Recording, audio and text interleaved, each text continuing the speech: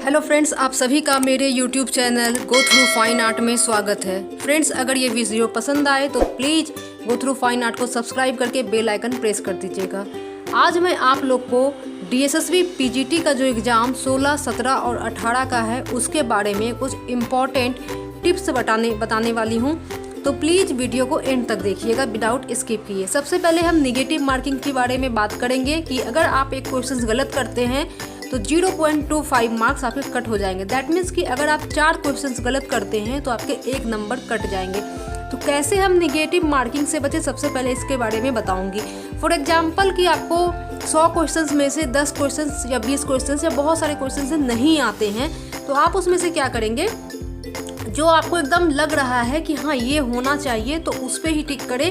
अगर आप कंफ्यूज्ड हैं या फिर आपको समझ में नहीं आ रहा है, कोई भी आइडिया नहीं है, तो उस क्वेश्चन को मत टच करें, उसे छोड़ दें। अगर आपका पेपर अच्छा जा रहा है तो।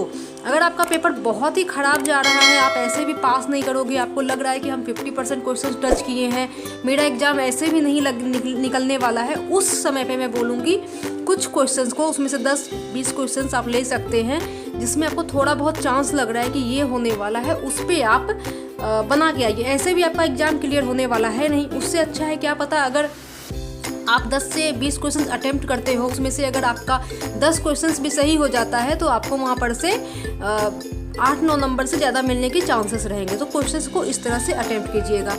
और साथ ही साथ जो TGT PGT वाले हैं वो भी एंड तक देखिएगा, उनके लिए भी कुछ लेके आई हूँ।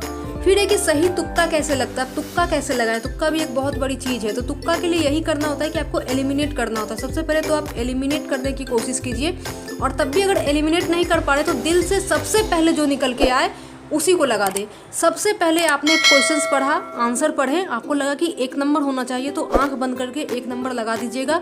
कभी भी दूसरा या तीसरा नंबर कंफ्यूज मत होइएगा। दिल सबसे पहले जो बोले उसी पे टिक मार दीजिएगा। वो आंसर्स 90% सही होने के चांस होते हैं। फ्रेंड्स, जो TGT PGT के लिए हमारी वीडियो देख रहे हैं उनको मैं बोलूँगी कि बद्रीनाथ आर्य मदन लाल नागर, जो कि यूपी के आर्टिस्ट हैं, बहुत इंपॉर्टेंट आर्टिस्ट, उस पर मैं वीडियो बना दी हूँ, ज़रूर चेकआउट करके जाएं। 1 से 2 क्वेश्चंस आपका यहाँ से आएगा ही आएगा। जैसे भी पूछे, इनका डेट ऑफ बर्थ पूछ ले, इनका जन्म पूछ ले, इनके काम का टेक्निक पूछ ले, इनके काम का टाइटल पूछ ले, लेकिन पूछेगा। नेक्स्ट है DSSB के लिए कि लास्ट मोमेंट। अब हम लोग के पास थोड़े ही समय बचे हैं तो उसमें हमें क्या क्या पढ़ना चाहिए इसके बारे में बताएंगे। लास्ट मोमेंट मतलब टाइम ही नहीं बचा है। बहुत लोग तो ट्रैवल कर रहे होंगे दिल्ली जाने के लिए, जो अदर स्टेट से हैं, यूपी से हैं या फिर बिहार से हैं या राजस्थान से हैं, वो लोग तो अभी ट्रैवल कर रहे होंगे। तो उनको बता दूं कि लास्ट मोमेंट पे क्या क्या पढ़ना है। तो लास्ट मोमेंट में सबसे पहले जो फाइन आर्ट के स्टूडेंट है, विजुअल आर्ट के स्टूडेंट है, उनके बारे में बता रही हूँ क्योंकि मुझे उसी का एक्सपीरियंस है। तो अगर आप पुराने क्वेश्चंस पेपर उठा के देखेंगे तो वहाँ पर से कुछ टॉपिक को लिया गया है जो आता ही आता है, तो उसको भर के देख के जाइए, अच्छे से पढ़ के जाइए, और लास्ट मोमेंट पे आप थोड़ा सा रिवीजन कर लीजिए। अगर आप ट्रेन पे हैं तो हम कहेंगे कि आप YouTube वीडियो को देखिए, सुनते सुनते आप पहुंच जाइएगा और जर्नी भी कैसे ख़त्म हो जाएगा पता नहीं चलेगा। सबसे पहले प्रागैतिहासिक काल, प्री हिस्टोरिक और प्रोटो हिस्टोरिक, इसको तो अच्छे से पढ़ के जाइए। या ये अगर आपने कर लिया तो आपका समझ लीजिए 10% एग्जाम यहाँ से ही निकल गया। अगर आपने प्रागैतिहासिक काल यानी कि प्री हिस्टोरिक और प्रोटो हिस्टोरिक ये कर लिए हैं तो इसका मतलब कि आपके यानी कि प्रागैतिहासिक काल और ऐतिहासिक काल ये अगर आपने कर लिया तो आपके 10% यहीं हो गए। यानी कि अगर 200 क्वेश्चंस हैं तो 20 क्वेश्चंस यहीं से हो जाएंगे। नेक्स्ट है Indus valley civilization. Indus valley civilization में बहुत सारा चीज़ें, इवन प्रागैतिहासिक काल में भी लिखुनिया है, मिर्जापुर है, सोरोघात है, दायमाबाद है, there are many other site also which you have to look at it. And then Indus valley civilization, सिंधु घाटी सभ्यता, इसमें भी जैसे कि आपको पता ही होगा कि मोहनजोदड़ो है, हड़प्पा सभ्यता है, इसको अच्छे से देखिए जाइए कि मोहनजोदड़ो का जो स्नानागार था उसकी सेंटीमीटर क्या थे, उनके डेप्थ क्या थे, उनके हाइट क्या थे, ये सबको ज़रूर देख के जाइएगा।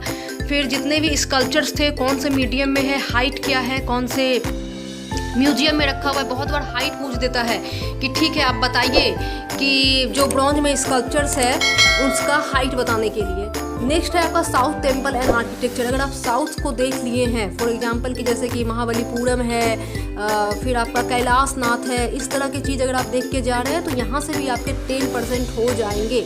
पल्लवा है, चोला है, चालुक्य है, ये सबको ज़रूर देख के जाइएगा। चंदेला डायनेस्टी है, जितनी भी डायनेस्टीज हैं उन्हें ज़रूर देख के जाइएगा, आपके यहाँ से भी 10% हो जाएंगे। नेक्स्ट है book and author. Book and author से आप सीधे सीधे नंबर उठा सकते हैं। 2-3 बुक ऑथर से क्वेश्चंस आते ही आते हैं। मैं इस पर वीडियो भी बना के रखी हूँ, पूरा अच्छे से 100 बुक की वीडियो है या फिर 200 है, तो आप जाइए सर्च कीजिए प्लेलिस्ट में बुक एंड ऑथर, उसे देख लीजिए, सुन लीजिए। सुनते सुनते अपनी जर्नी भी कंप्लीट हो जाएगी और आपका जर्नी भी कैसे इजीली ख़त्म हो जाएगा पता नहीं चलेगा। तो आज के लिए इतना ही। इंडियन आर्टिस्ट आप लोग पढ़े ही होंगे, इंडियन आर्टिस्ट बहुत इंपॉर्टेंट है and contemporary artist. And wish you all the best for your examination. Thanks for watching, please share. अगर वीडियो अच्छी लगी हो तो लाइक कीजिएगा, कमेंट जरूर कीजिएगा, मैं सबका कमेंट पढ़ती हूँ और अच्छा लगता है।